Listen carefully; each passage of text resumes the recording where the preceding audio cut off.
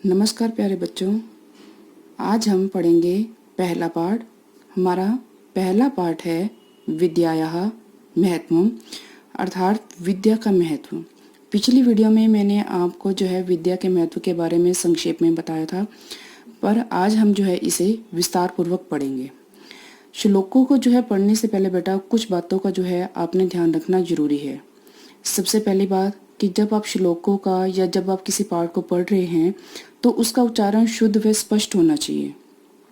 जब आप पाठ पढ़ते हैं तो आप उसमें जो गलती करते हैं बेटा, उसमें क्या होता है कि जैसे आप इसको ये पढ़ते हैं विद्या ददाति विनय, तो आप इसको विनय पढ़ते हैं। जो इसके ऊपर बिंदु है इसको हमने मैं की आवाज में बोलना होता है, तो ये बोला जाएगा शब्द विनयम।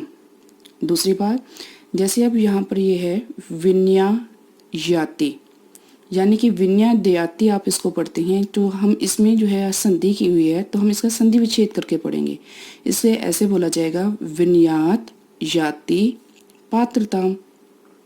इसी प्रकार आगे है पात्र त्वाद धन मापनोति। आप इसे उच्चारण ऐसे करते हैं, इसका शुद्ध उच्चारण बनेगा पात्र त्वाद धनम आपनोति।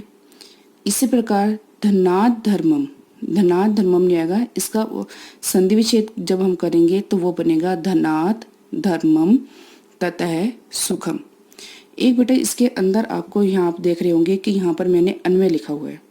अब आप ये कह सकते हैं कि मैं अध्यापिका जी अन्वय क्या होता है। अन्वय के बारे में आपको ये बताना चाहूँगी बेटा मैं कि इसमें क्या है कि जब हम किसी भी भाषा के जो पद्य विभाग में, यानी पद्य अर्थात या जब हम रचना करते हैं, कविता में जब हम रचना कर रहे होते हैं, तो उसमें क्या होता है कि शब्दों का जो कर्म होता है वो कवि के द्वारा बदल दिया जाता है। इसी प्रकार संस्कृत के श्लोकों में भी होता है। पद्य में शब्दों का कर्म, यानी कि जब आप कविता कर रहे हैं, श्लोक कर रहे हैं, तो उसमें शब्दों का जो क्रम होता है वो शब्दों का जो कर्म, शब्द कर्मानुसार न होकर लय के लिए आगे पीछे लिख दिए जाते हैं। कैसे? जैसे अब हम यहाँ पर पढ़ेंगे विद्या विनयम ददाति। अगर हम इसको ऐसे पढ़ते कि विद्या ददाति विनयम, यानी कि विद्या मीन्स विद्या, ददाति देती है, विनयम नम्रता को, तो हम ये कहेंगे विद्या देती है नम्रता को। तो अगर आप इसको देखें तो ये आपका वाक्य सही नहीं लगता सुनने में।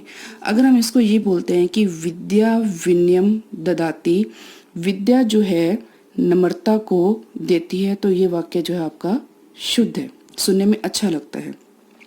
तो इसलिए पद्य में जो शब्द होते हैं वो कर्म के अनुसार न होकर लय के लिए आगे पीछे लिख दिए जाते हैं। जैसे अब आप कविता जब आप सुनते हो तो कवि के द्वारा वो शब्दों का वो शब्द लय के लिए वो आगे पीछे कर देते हैं। इसी प्रकार इन पंक्तियों को कर्म के अनुसार गद्य रूप में लिखने की प्रक्रिया को ही हम अन्वय कहते हैं। ठीक है बेटा, अब आप इसको समझ गए होंगे। अब हम पढ़ते हैं पहला श्लोक। पहला श्लोक है हमारा विद्या ददाति विनयम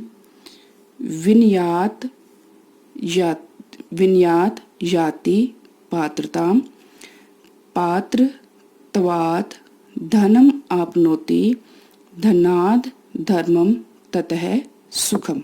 ठीक है, ये हमारा श्लोक हो गया। अब हम इसको अन्वय के साथ जो हमने अन्वय किया है, इसको गद्य भाग में लिखा है, क्योंकि हम शब्दों का जो हमने क्रम अपने उसके अनुसार बदल दिया था लय के अनुसार। तो इसमें अब हम क्या करेंगे, विद्या विनयम ददाति, विद्या मीन्स विद्या, ठीक है, विनय मीन्स विनम्रता को, ददाति मीन्स देती है। विद्या नम्रता को देती है, विनयात पात्रता याति, विनयात मीन्स विनम्रता से या नम्रता से, पात्रता योग्यता, याति मीन्स आती है, नम्रता से योग्यता आती है। पात्रत्वात् धनम आपनोति, पात्रत्वात् का अर्थ होता है योग्यता से, धन मीन्स धन, आपनोति मीन्स प्राप्त होता है, योग्यता से धन प्राप्त होता है। धनात् धर्मम, धन से धर्म, ततः सुखम प्राप्नोति,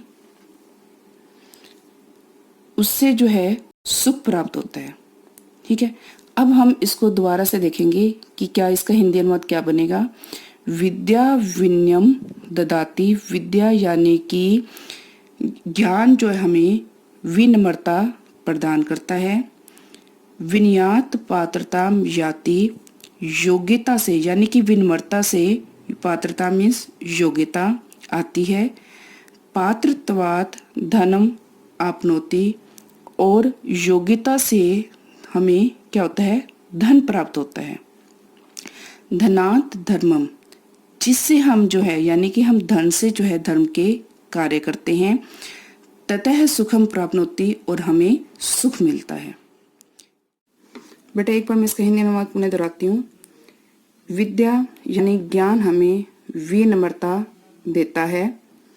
विनम्रता से योग्यता आती है, और योग्यता से हमें धन प्राप्त होता है, जिससे हम धर्म के कार्य यानी कि हम धन से जो हम धर्म के कार्य करते हैं और हमें जो है सुख मिलता है।